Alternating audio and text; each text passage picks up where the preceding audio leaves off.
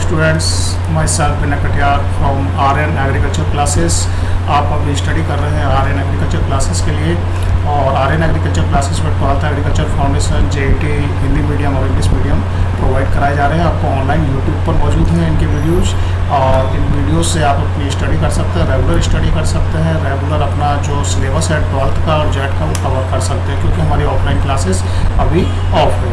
तो offline classes जो of है उनकी रेगुलरिटी के लिए, उनको कंटिन्यू करने के लिए हमारी जो ऑनलाइन क्लासेस हैं वो प्रोवाइड की जा रही हैं। तो आप कंटिन्यू बने रहें आर्यन ऑनलाइन एग्रीकल्चर क्लासेस के साथ में, कंटिन्यू रहें और सीरियसली रहें और सिंसियरली रहें। फार्मिंग में अपना जो शुष्क खेती का मतलब क्या है? शुष्क खेती में सबसे पहले शुष्क खेती की मैंने परिभाषा बताई थी आपको। शुष्क खेती का मतलब क्या है कि जहाँ पर 80 सेंटीमीटर से कम वर्षा वाला क्षेत्र हो, और वहाँ पर किसके द्वारा, मृदा में उपस्थित नमी के द्वारा जो सिंचाई की जाती है, या मृदा में जो जल संरक्षित होता है उसके द्वारा जो सिंचाई की जाती है, उसे हम क्या कहते हैं? शुष्क खेती कहते हैं। इसके बाद में सेकंड लिस्ट में शुष्क खेती में हमारा शुष्क खेती के कारण क्या है, शुष्क खेती की समस्याएं क्या है, और शुष्क खेती के जो हमारे सिद्धांत हैं वो क्या है। तो इसके बारे में हम आगे देख लेते हैं कि शुष्क खेती है क्या है। 80 सेंटीमीटर से कम वर्षा, कौन सी? वार्षिक वर्षा।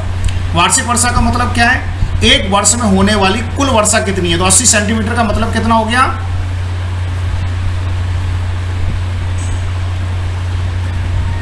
800 mm। 1 सेंटीमीटर बराबर क्या होता है? 100 mm नहीं होता, 10 mm होगा। हाँ, 1 सेंटीमीटर बराबर 10 mm होगा, और इसलिए 80 सेंटीमीटर बराबर क्या हो गया? 800 mm। तो 800 mm या 80 सेंटीमीटर वार्षिक वर्षा से कम वर्षा वाले क्षेत्रों में मृदा में उपस्थित नमी और संग्रहित जल। संग्रहित जल का मतलब जैसे हमने कहीं स्टोर कर लिया, जैसे कई जगह, जैसे आपके आसपास में भी आपने देखा होगा, कई बड़े बड़े टैंक बना लेते हैं और उसमें पानी को इकट्ठा कर लेते हैं। आसपास का पानी होता है उसे इकट्ठा करके वहाँ संग्रहित कर लेते हैं, स्टोर कर लेते हैं, जिससे हम सिंचाई करके समय पर, या जब पानी की आवश्यकता होती है तो उसको हम सिंचाई के लिए काम में ले लेते हैं। तो हमें ध्यान ये रखना है कि शुष्क कृषि का मतलब क्या है? जहाँ पर 80 सेंटीमीटर या 800 mm से कम वार्षिक वर्षा होती है, ऐसे क्षेत्रों में मृदा में उपस्थित नमी और संग्रहित जल से सिंचाई करके की जाने वाली खेती को हम क्या कहते हैं? शुष्क खेती। ठीक है ना। तो शुष्क खेती की ये तो हो गई हमारी डेफिनेशन। इसके बाद में नेक्स्ट हमारा आता है शुष्क खेती के कारण। तो शुष्क खेती के कारण में पहला था हमारा तापमान अधिक होना। कारण में पहला फर्स्ट जो है तापमान अधिक होना। तापमान अधिक होने से क्या होगा? सबसे पहली चीज आएगी कि वाष्पीकरण में वृद्धि हो जाएगी, यानी कि जो वाष्पीकरण है वो तेज हो जाएगा। क्यों होगा? क्योंकि जब तापमान बढ़ेगा तो पानी किस में कन्वर्ट होगा? नमी किस में बदलेगी? वाष्प में बदलेगी, और वाष्प में बदल करके वो पानी कहाँ चला जाएगा? बाहर चला जाएगा, जिससे हमारी खेती के लिए वो उपयोगी नहीं रहेगा। सेकंड, जब तापमान अधिक है तो पौधों से भी वाष्पोत्सर्जन तेज हो जाएगा, और जब वाष्पोत्सर्जन तेज होगा तो क्या होगा? पौधों का अवशोषण तो उतना ही है, लेकिन वाष्पोत्सर्जन दर बढ़ गई, तो यानी कि पानी अवशोषित तो कम हो रहा है और वाष्पोत्सर्जित ज़्यादा हो रहा है। तो ऐसी स्थिति में कई बार तापमान अधिक होने पर पौधे मुरझा जाते हैं, क्योंकि उसमें वाष्पोत्सर्जन अधिक हो जाता है और अवशोषण उतना नहीं कर पाते पौधे। थर्ड आता है नमी की कमी हो जाना, यानी कि मृदा की बात करें, वातावरण की बात करें, पौधों के अंदर बात करें, तो इन सब में क्या होता है? नमी की कमी हो जाती है। किसकी वजह से? तापमान अधिक होने के कारण। और जब नमी अधिक हो जाएगी, नमी कम हो जाएगी, तो क्या होगा? पौधों की वृद्धि और विकास पर प्रतिकूल प्रभाव पड़ेगा, जिससे उत्पादन भी कम हो जाएगा। नेक्स्ट आता है सेकंड नंबर, मृदा रेतीली या बलुई होना। जब हम जानते हैं कि रेतीली और बलुई मृदा की बात करते हैं, तो रेतीली और बलुई मृदा में क्या होते हैं? रंध्रा अवकाशों का आकार क्या होता है? बड़ा होता है। और जब रंध्रा अवकाश बड़ा होगा तो उसमें से पानी तेजी से नीचे की ओर गुजर जाएगा। अगर मैं ये कहूं कि अगर आपको एक किसी बहुत छोटी सुरंग में से निकलना है, तो आपको उसमें से निकलने में टाइम लगेगा, और उसकी जगह ये कहा जाए कि बहुत बड़ा गेट है जिसमें से हाथी भी निकल सकता है, तो उसमें से आप फटाफट निकल जाओगे। तो गुजरने की दर किस में ज्यादा हुई? जहां आकार बड़ा है। तो यहां पर भी रेतीली मृदा में क्या होता है? रंध्रा अवकाश बड़े होते हैं, संख्या में कम होते हैं लेकिन रंध्रावकाश बड़े होते हैं, जिससे जल का अंतःस्राव अधिक होता है। अंतःस्रवण का मतलब क्या है? अंतः स्त्रवण का मतलब है जल का नीचे की ओर मृदा में चला जाना। तो जैसे ही बरसात होती है, बरसात का पानी इकट्ठा होता है और वो पानी अंतः स्त्रवण यानी बड़े रंध्रावकाशों के कारण, अंतः स्त्रवण के कारण नीचे की ओर चला जाता है। जब नीचे की ओर चला जाएगा तो वो पौधों की पहुंच से या पौधों की जड़ों की पहुंच से दूर हो जाएगा और जिससे पौधों को प्राप्त नहीं हो पाएगा और पौधों की वृद्धि, विकास, उत्पादन कम हो जाएगा। सेकंड, रंध्रावकाश बड़े होते हैं क्योंकि रेतीली मृदा है, कण बड़े हैं, तो जिस मृदा के कण बड़े होंगे उनके रंध्रावकाश भी बड़े होंगे और जिनके कण छोटे होंगे उनके रंध्रावकाश भी छोटे होंगे। तो बलुई या रेतीली मृदा के क्या होते हैं, कण बड़े होते हैं जिससे उनके रंध्रावकाश बड़े होते हैं। क्ले मृदा में क्या होता है, कण छोटे होते हैं इसलिए उनके रंध्रावकाश भी छोटे होते हैं, कम नहीं होते हैं। रंध्रावकाश तो ज्यादा होते हैं लेकिन रंध्रावकाश छोटे होते हैं, हाँ, संख्या अधिक होती है। नेक्स्ट आता है मृदा की जल धारण क्षमता कम होना। मृदा की जल धारण क्षमता कम होने का मतलब क्या है, यानी कि जो मृदा के अंदर रंध्रावकाश बड़े होंगे वो पानी को अपने अंदर रोक नहीं पाएंगे क्योंकि रंध्रावकाश बड़े होने से पानी नीचे की ओर जाने लगेगा, आसानी से नीचे की ओर चला जाएगा। जैसे हम अगर बात करें कि एक तो हम बिल्कुल बारीक छलनी से पानी को छानने की कोशिश करें और एक थोड़ी सी मोटी छलनी से छानने की कोशिश करें तो मोटी छलनी से जल्दी छन जाएगा और बारीक छलनी से देर से छनेगा, टाइम लेगा वो।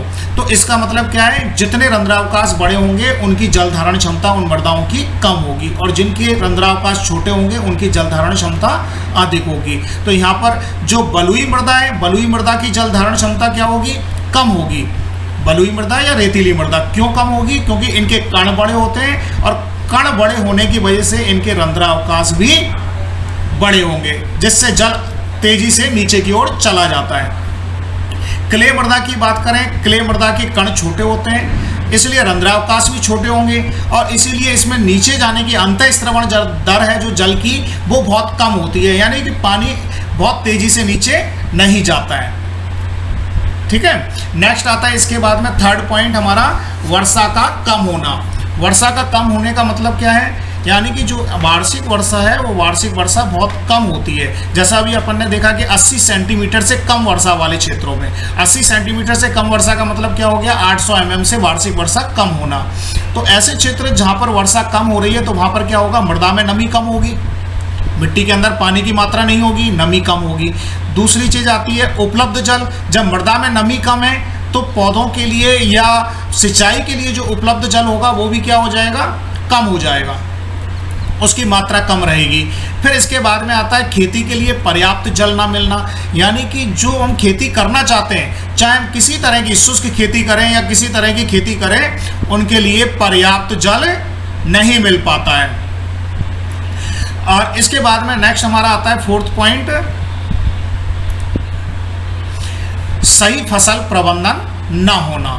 सही फसल प्रबंधन नहीं होने से क्या होगा, सब कौन कौन से पॉइंट्स ऐसे आते हैं जो प्रबंधन के अंदर आते हैं, तो वो प्रबंधन के पॉइंट्स लिखे हुए हैं और उनका अगर सही ढंग से ना होना तो इसका मतलब है हमारी शुष्क खेती उसका कारण बन जाती है। यानी कि जैसे खरपतवार नियंत्रण नहीं होगा, नहीं करते, तो खरपतवार नियंत्रण ना करने पर क्या होगा, खरपतवार नियंत्रण ना करने से खरपतवारों की संख्या बढ़ जाएगी और खरपतवारों की जब संख्या बढ़ जाएगी तो संख्या बढ़ने से क्या होगा, जो मृदा के पोषक तत्व हैं, नमी है, जल की मात्रा है, वो खरपतवार अपने अवशोषित कर लेंगे। बड़ा ये किसी के माइक्रोफोन की बहुत तेज आवाज़ आ रही है, वो अपना माइक्रोफोन बंद कर ले। किसकी आवाज़ आ रही है, हाँ उसको थोड़ा सा बंद कर लें एक बार। खरपतवार नियंत्रण नहीं होने से क्या होगा,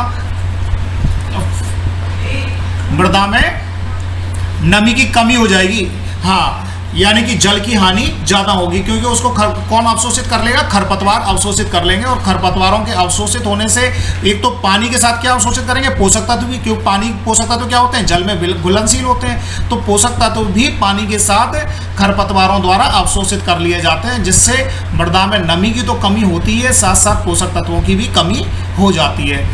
तो अब जब नमी की कमी हो गई तो हमारे लिए क्या बचा रास्ता, शुष्क खेती करना। सेकंड आता है कीट व रोग नियंत्रण न होना। अब जब कीट और रोग बढ़ जाते हैं किसी फसल पर तो हमारा उत्पादन तो वैसे ही कम हो जाता है। और कीट रोग क्या करते हैं, जो कीट और रोग हैं वो पौधे की उचित वृद्धि नहीं होने देते।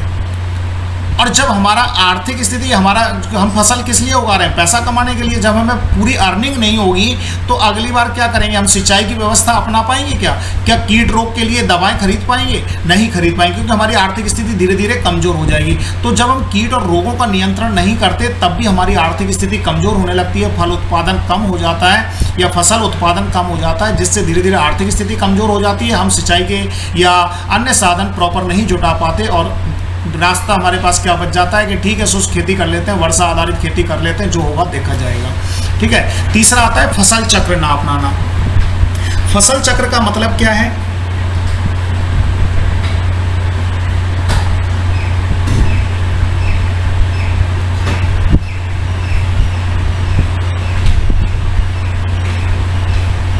हाँ, इसका मतलब है कि फसल को इस प्रकार अदल बदल करके बोना कि फसल जो हमारी मृदा उर्वरता है उसमें भी कोई हानि ना हो और पर्यावरण पर भी कोई प्रतिकूल प्रभाव ना पड़े।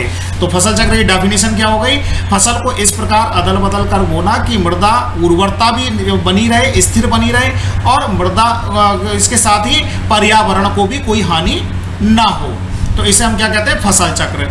और जब किसानों के द्वारा जहाँ वर्षा कम होती है वहाँ फसल चक्र नहीं अपनाया जाता तो ऐसी स्थिति में क्या होता है, ऐसी स्थिति में वहाँ पर शुष्क खेती करनी पड़ेगी। क्यों, क्योंकि फसल चक्र नहीं अपनाया, फसल चक्र से क्या हुआ, उनके कई बार फसल हो गई, उत्पादन मिल गया, कई बार उत्पादन नहीं मिला, तो ऐसी स्थिति में क्या होगा, आर्थिक स्थिति कमजोर भी हो सकती है।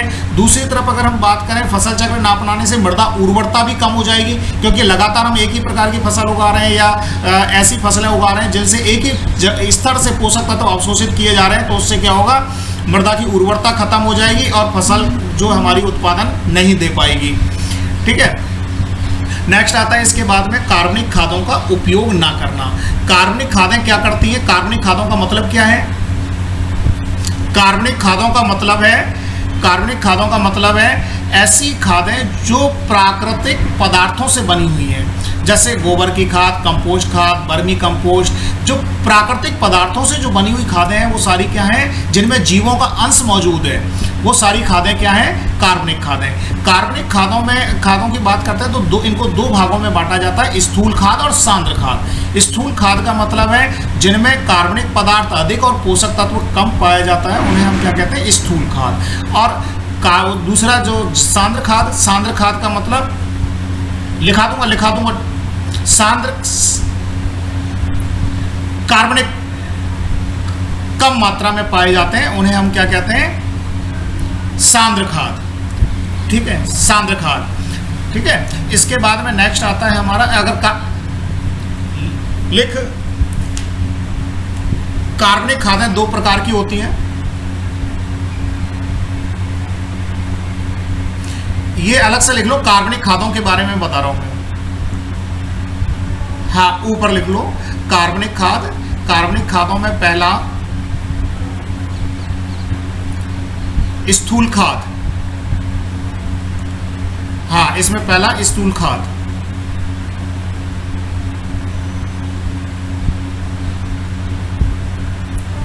ऐसी खादें जिनमें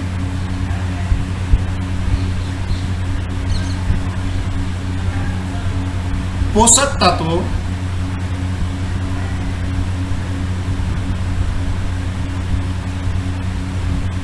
कम मात्रा में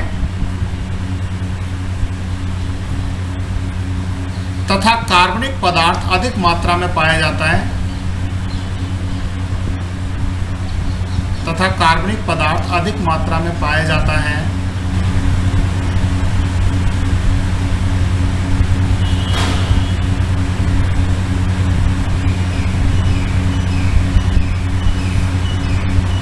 स्थूल खाद कहलाती हैं।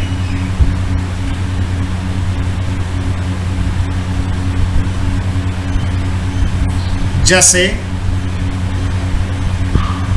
FIM गोबर की खाद, कंपोस्ट खाद, वर्मी कंपोस्ट।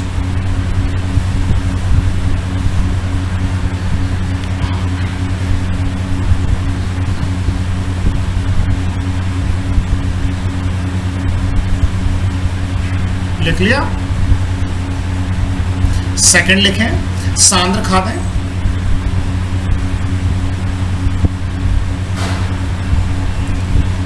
ऐसी खादें जिनमें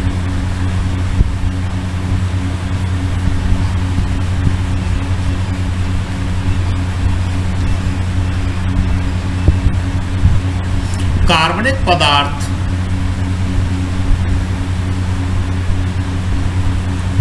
कम मात्रा में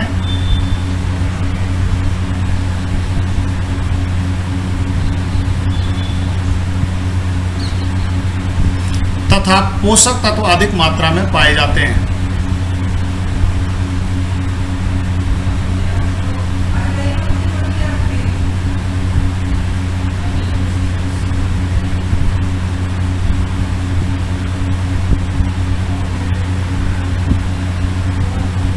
सांद्र खादें कहलाती हैं।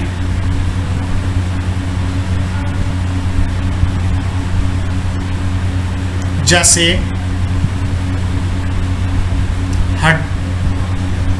रक्त चूर्ण, हड्डी की खाद, मछली की खाद आदि।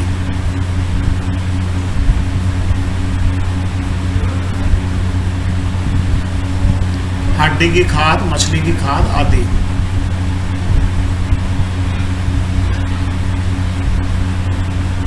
नहीं, रक्त चूर्ण अलग है, हड्डी की खाद अलग है, मछली का चूर्ण अलग है। ये तीनों अलग प्रकार की तीनों खादें हैं और तीनों ही को हम क्या बोलते हैं? सांद्र खादें, क्योंकि इनमें पोषक तत्वों की मात्रा अधिक होती है और कार्बनिक पदार्थ इनमें कम मात्रा में होता है।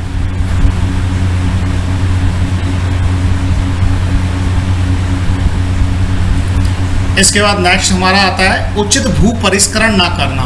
भू परिष्करण का मतलब क्या है?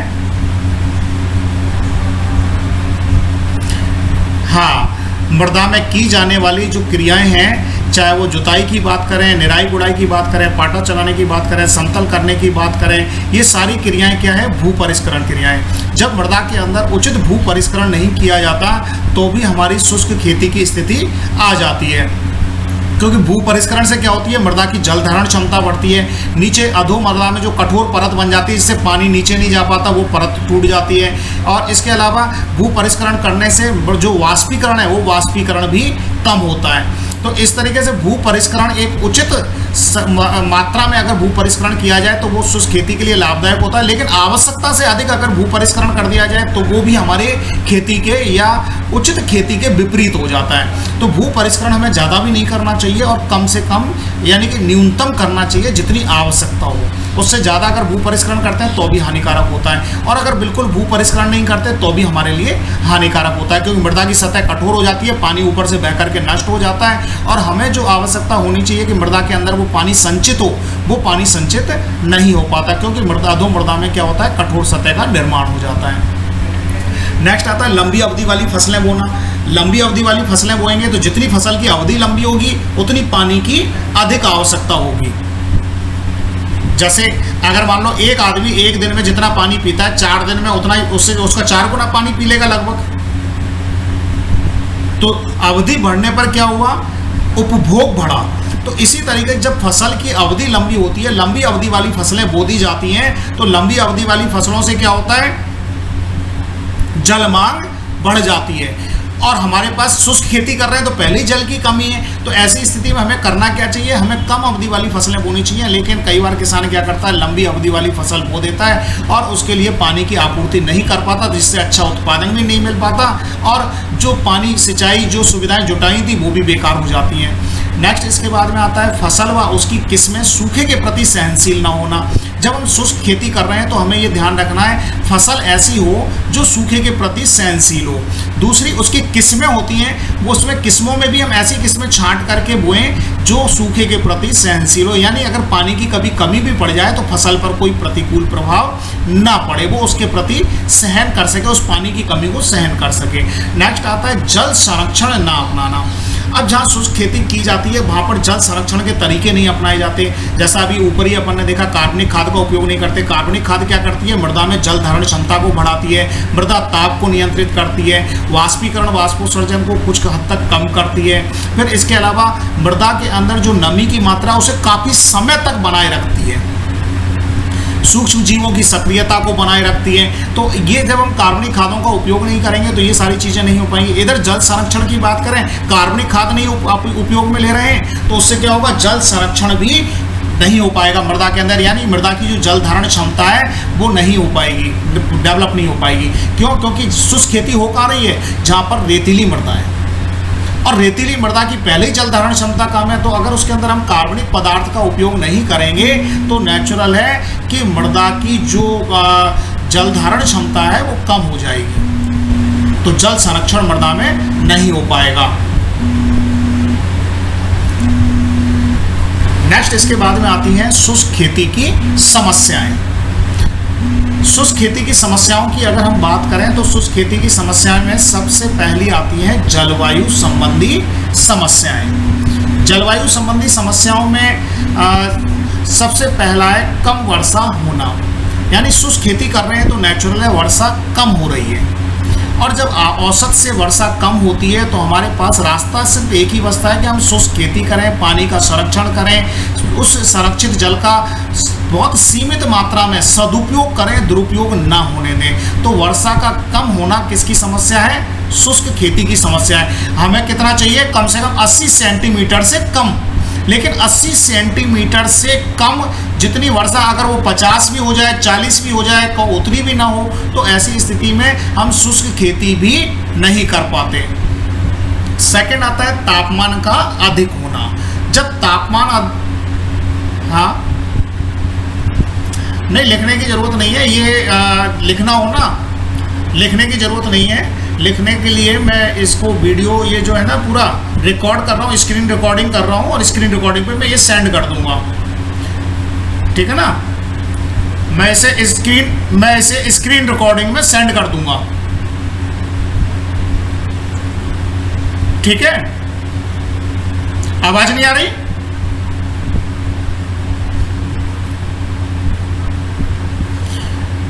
अब ये पता नहीं इसने जो भी किया हो, लेकिन इसकी मैं स्क्रीन रिकॉर्डिंग कर रहा हूँ। ये स्क्रीन रिकॉर्डिंग है ना, तुम्हें वीडियो मिल जाएगा और उसका लिंक भेज दूंगा, उस पर वीडियो मिल जाएगा। उस पर आराम से देख करके लिखते रहना जो भी लिखना है, तो तुम्हें जो समझाया जा रहा है ना उसकी भी प्रॉब्लम नहीं आएगी, वो भी वीडियो मिल जाएगा। उसमें आराम से आप समझ सकते हो, बार बार देख सकते हो, जो भी है तो आपको फ़ायदा मिल जाएगा उसका। इसीलिए स्लाइड तैयार की थी। तो यहाँ पर अधिक तापमान होना, अधिक तापमान होने का मतलब क्या है? जब तापमान अधिक होगा तो पानी वाष्पीकरण और वाष्पोत्सर्जन द्वारा नष्ट हो जाएगा।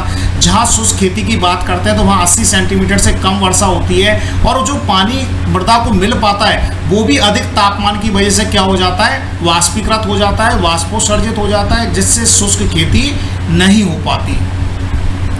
तीसरा आता है तेज वायु गति। वायु गति जब तेज होगी तो क्या होगा? वाष्पीकरण अधिक होगा, वाष्पोत्सर्जन अधिक होगा, यानी कि मृदा के द्वारा पानी की हानि और किसके द्वारा? पौधों के द्वारा जल की हानि अधिक हो जाएगी। जब पौधे और जो मृदा है वो जल की हानि अधिक होगी तो क्या होगा? जल की कमी हो जाएगी। तो इसलिए जब तेज वायु गति होती है, चूंकि हम अगर बात करें रेगिस्तानी या रेतीले क्षेत्रों की, तो रेगिस्तानी या रेतीले क्षेत्रों में होता क्या है? वायु की गति हमेशा तेज होती है, जिससे मृदा का स्थानांतरण होता रहता है। मृदा का स्थानांतरण होने के कारण क्या होगा? मृदा की उर्वरता कम हो जाएगी। अभी भी नहीं आ रही क्या? तो मृदा की उर्वरता कम हो जाएगी, और मृदा की उर्वरता कम होगी तो उससे क्या होगा? जो हमारी फसल का उत्पादन है वो फसल उत्पादन नहीं हो पाएगा। तो तेज वायु गति से क्या हो रहा है? वाष्पीकरण और वाष्पोत्सर्जन दोनों बढ़ जाते हैं,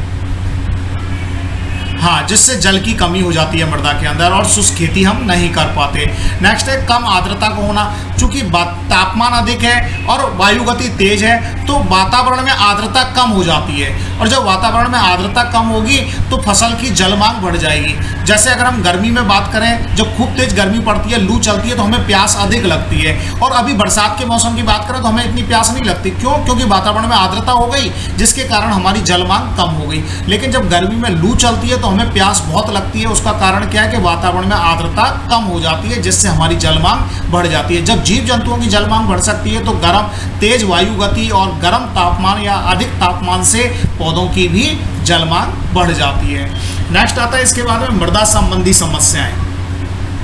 ये तो किससे थी? जलवायु से संबंधित समस्याएं। इसके बाद में ये है हमारा मृदा संबंधी समस्याएं। मृदा संबंधी समस्याओं के लिए अगर मैं बात करूं तो मृदा संबंधी समस्याएं में कौन कौन सी आती हैं? सबसे पहले अब हमारा जो पॉइंट है वो चल रहा था, सेकंड पॉइंट मृदा संबंधी समस्याएं। मृदा संबंधी समस्याओं में रेतीली मृदा का होना, उसके बाद में मृदा की जल धारण क्षमता कम होना, यानी कि नहीं, पहला चल रहा था ना, दूसरा अपना कम आर्द्रता होना, कम आर्द्रता होना। तो कम आर्द्रता में क्या होगा? नमी कम हो जाएगी। नमी कम होने से क्या होगा?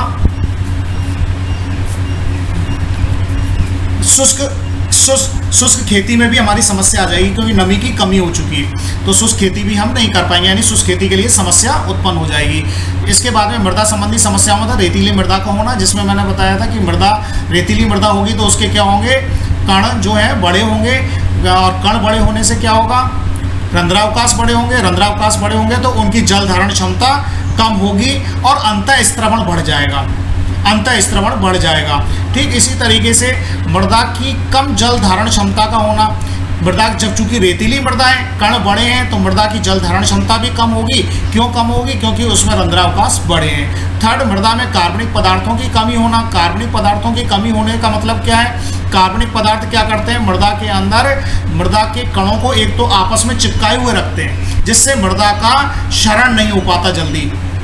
दूसरा, मृदा के अंदर पानी को अवशोषित करने की क्षमता रखते हैं, पानी को जल धारण करने की क्षमता रखते हैं। और इसके बाद में मृदा के ताप को नियंत्रित करते हैं, सूक्ष्म जीवों को सक्रिय बनाए रखते हैं। तो इससे क्या होता है? मृदा उर्वरता भी बढ़ती है और मृदा में नमी भी संचित रहती है, यानी कि जल का संरक्षण होता है। तो कार्बनिक पदार्थ जब हम उपयोग नहीं करते या कार्बनिक पदार्थ की कमी होती है तो मृदा में नमी की कमी हो जाती है और शुष्क खेती भी उसमें आसानी से नहीं हो पाती। नेक्स्ट है अनुचित मृदा गठन संरचना का होना, यानी कि मृदा का गठन सही ना होना, मृदा की संरचना सही ना होना, यानी कि जो मृदा कणों का जो व्यवस्थापन है वो भी सही नहीं है, और मृदा के अंदर जो सिल्ट क्ले लोम का जो अनुपात होना चाहिए वो भी सही नहीं है। तो ऐसी स्थिति में क्या होगा? मृदा की उर्वरता, मृदा की जल धारण क्षमता या मृदा की जो भौतिक दशा है वो खराब हो जाती है। नेक्स्ट इसके बाद में अधिक सरंध्रता का होना।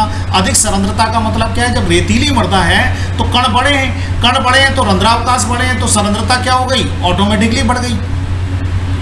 नेक्स्ट इसके बाद में आता है थर्ड पॉइंट, फसल संबंधी समस्याएं। फसल संबंधी समस्याओं का मतलब है जैसे पहली लंबी अवधि वाली फसलें बोना, यानी कि किसान जब लंबी अवधि वाली फसलें बोता है तो उसके पूरे जीवन काल के लिए पानी नहीं जुटा पाता और पानी की कमी के कारण फसल उत्पादन नहीं मिल पाता। सेकंड आता है फसल की सही किस्म का ना चुनना, यानी कि फसल तो उसने उगा ली और फसल की जो किस्म है वो फसल की सही किस्म नहीं चुन पाता, जिससे जो सूखे के प्रति सहनशील होनी चाहिए वो सूखे के प्रति सहनशीलता नहीं होती और थोड़ी सी पानी कमी होने पर उसका उत्पादन तेजी से कम हो जाता है और कई बार फसल नष्ट हो जाती है। नेक्स्ट इसके बाद में आता है कीट रोग व खरपतवार नियंत्रण पर ध्यान ना देना, यानी कि जब किसान कीट रोग और खरपतवार नियंत्रण पर ध्यान नहीं देता तो उससे क्या होगा? फसल का उत्पादन तो घटेगा, लेकिन मृदा से पोषक तत्वों, नमी का अवशोषण भी ये जो खरपतवार है, कीट है, ये नमी का अवशोषण भी करेंगे, जिससे जल की हानि हो जाती है और शुष्क खेती नहीं हो पाती है। नेक्स्ट है कम उर्वरकों का उपयोग करना, यानी कि उर्वरक का उपयोग करें तो पौधा तेजी से बढ़ेगा और पौधा तेजी से बढ़ेगा तो क्या होगा?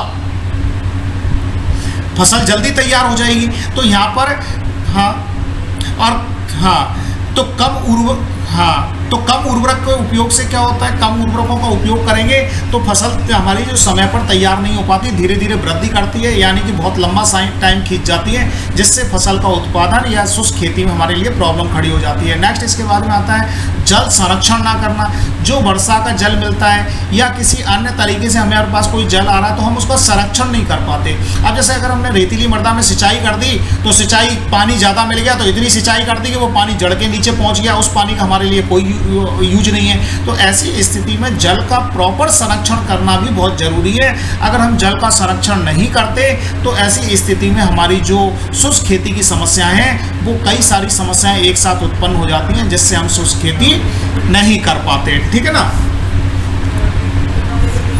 तो आज इतना ही। इसके बाद में कल जो हम स्टडी करेंगे, कल का हमारा जो मैटर होगा वो होगा अपवाह जल का संरक्षण कैसे किया जाए, शुष्क खेती के जो सिद्धांत हैं उन सिद्धांतों के बारे में पढ़ेंगे कि अपवाह जल का संरक्षण कैसे होगा, मृदा की कठोर परत को तोड़ना, ये सारी चीज़ें कैसे करेंगे, इन सब के बारे में हम अध्ययन करेंगे। ठीक है ना।